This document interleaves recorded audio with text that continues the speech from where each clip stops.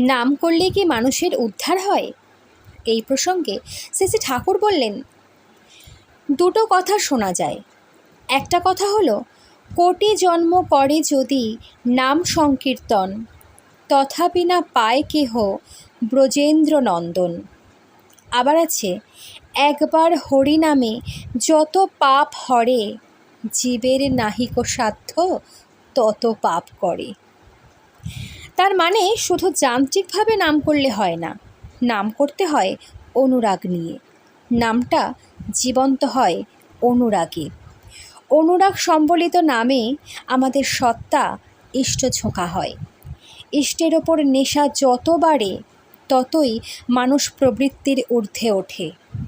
তাকেই বলা যায় উদ্ধার হওয়া। যা হোক, নামের একটা সুফল আছেই। আগ্রহ সহকারে ক্রমাগত নাম করতে করতে অনুরাগ জাগেই। নাম যেমন করতে হয় ইষ্টের প্রীতিজনক কর্ম তেমনি করতে হয়। জয় গুরু।